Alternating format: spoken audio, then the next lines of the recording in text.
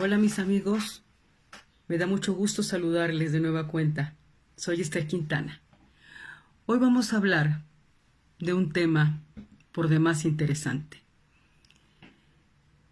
Un tema que tiene que ver con el poder público, con los contrapesos a los que necesariamente tiene que estar sujeto este ejercicio tan importante.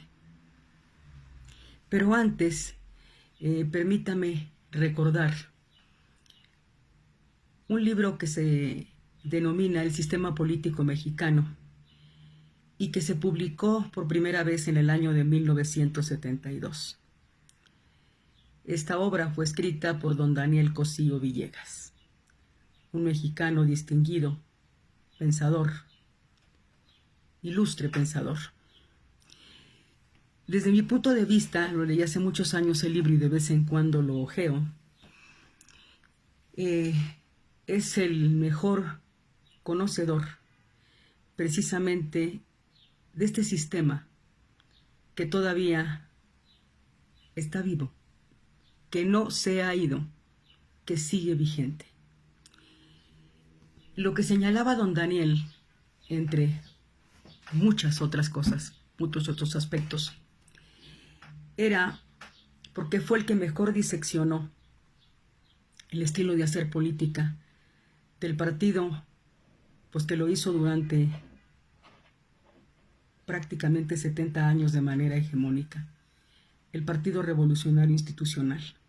Y decía don Daniel que un día este partido iba a perder las elecciones, iba a perder el poder, pero que eso no iba a solventar la realidad de nuestro país, porque a través de estas largas décadas se había desarrollado una cultura, una forma de pensar, una forma de ver, una forma de percibir el ejercicio del poder público.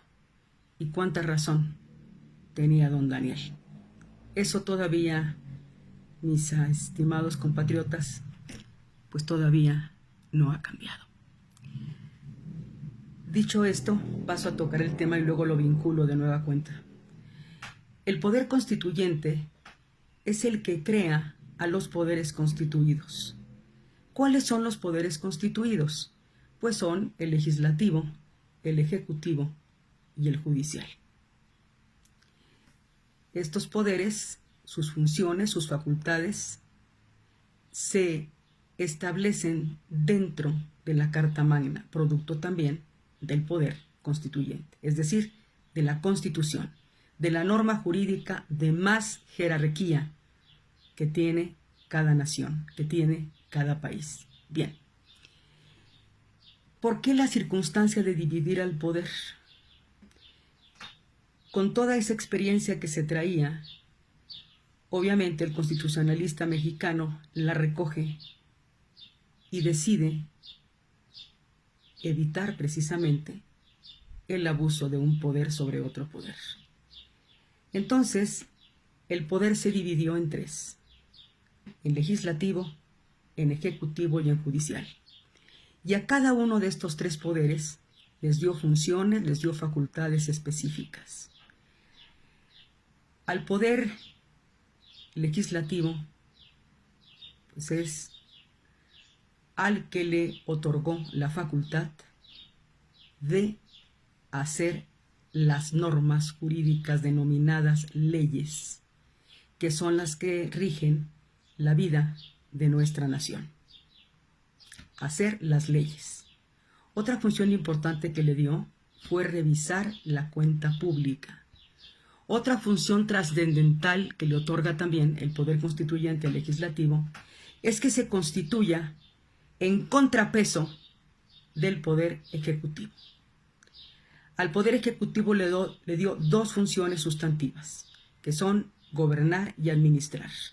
Obviamente, para que las realice les tiene que dar, valga la redundancia, mucho poder, pero eso implica en un momento determinado un abuso, y por eso le pone al poder legislativo, es decir, a los legisladores, a nivel local, a los legisladores locales, a nivel federal, diputados y senadores, para que sirvan de contrapeso al ejercicio de este poder. Finalmente, al Poder Judicial, pues le otorgó la facultad sustantiva de interpretar la ley y de garantizar su cumplimiento y de sancionar a aquel que la violente, incluso a los propios órganos del poder. Pero ¿qué es lo que ha pasado en nuestro país? Ha ocurrido un fenómeno que se conoce como presidencialismo, que estriba ¿en qué?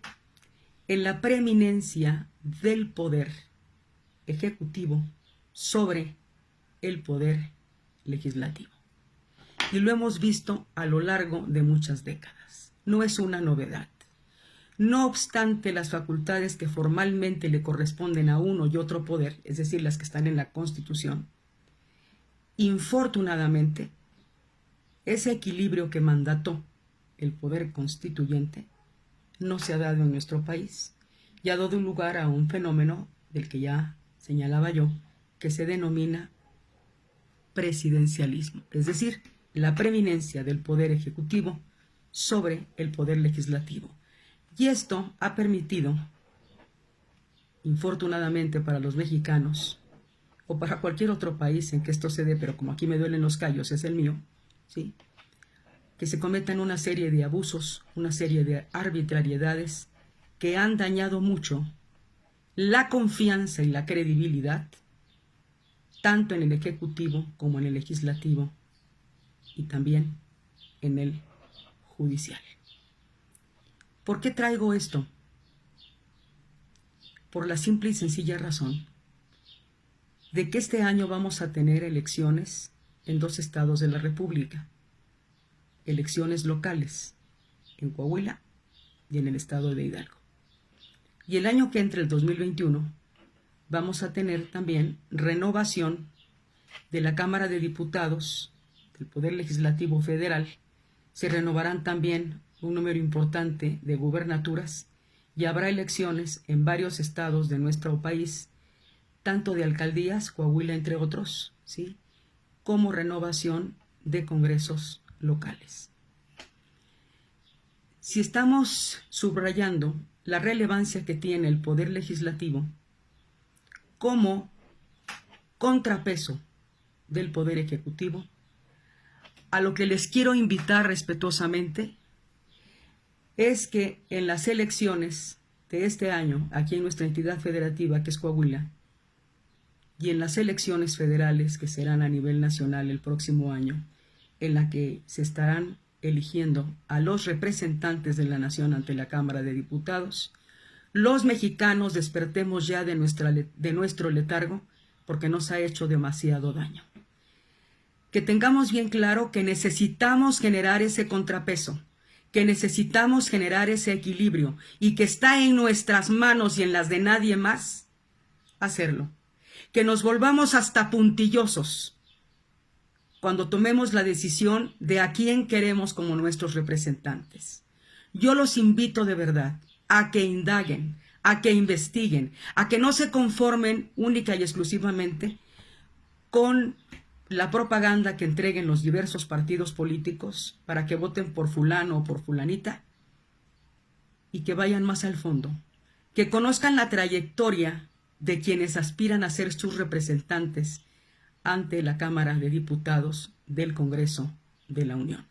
Necesitamos gente que sí represente los intereses de los mexicanos, que sí defienda y abandere las causas de sus representados, no las de sus partidos políticos, no las del presidente de la República en turno, porque miren nada más el desastre que hemos vivido, y no nada más en este sexenio, que está prácticamente en los 2 años. Esto viene de mucho atrás, por eso lo señalaba Daniel Cosío Villegas, la falta de equilibrios institucionales. Hemos visto, tristemente, a un poder legislativo cuya mayoría no le sirve a los mexicanos, porque los mexicanos se han equivocado al votar, le entregan en charola de plata todo el poder a un solo partido político. Le entregan el Ejecutivo y el Legislativo, la mayoría legislativo. Miren lo que está haciendo, miren lo que han hecho en el pasado cuando al PRI se le entregaban en bandeja de plata las dos.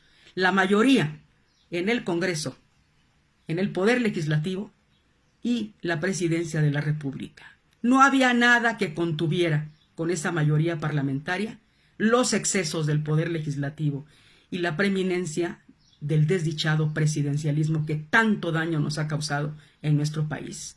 No cometamos el mismo error.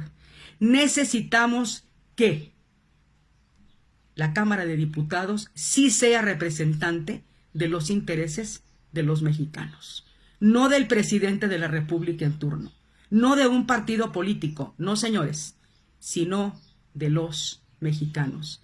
Y los únicos que están en posibilidades de lograr esto son ustedes, somos nosotros, los electores. Indaguen, revisen quién pretende ser su representante, conozcan su trayectoria. Las gentes, las personas no cambian de la noche a la mañana. Los que pintan de cuerpo entero a un individuo son sus hechos, no su discurso, no su retórica ni que hable bonito, son sus hechos. Por eso los estoy invitando respetuosamente, estimados amigos, a que generemos ese contrapeso desde el Poder Legislativo, que el año que entra vamos nosotros a decidir quién llega y quién no llega a esa Cámara de Diputados. Hoy el presidente Andrés Manuel López Obrador necesita una Cámara de Diputados en la que no le vayan a cumplimentar sus caprichos y sus obsesiones, porque ya bastante daño hemos tenido a lo largo de muchas décadas anteriores para ahora ribetear también con lo mismo de siempre. Hagamos las cosas de manera diferente para tener un país diferente. Un país en que el bienestar generalizado deje de ser un mito. Volvámonos exigentes. No perdamos de vista, y así se los debemos de hacer sentir a quienes vayamos a elegir, que se trata de un cargo temporal. Temporal. Son 3 años como diputado federal.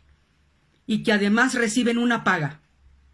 Y que esa paga sale del bolsillo de los mexicanos, de todos los que pagamos impuestos. Revisemos, pues, mis estimados compatriotas, la trayectoria de cada una de las personas que toquen a nuestra puerta para pedirnos el voto en Coahuila este año, porque se renueva la Cámara local. Y el año que entra, revisemos también con lupa a quienes vamos a elegir para que nos representen en la Cámara de Diputados. Y hasta otro momento. Fue un placer, como siempre, saludarles. Muchísimas gracias.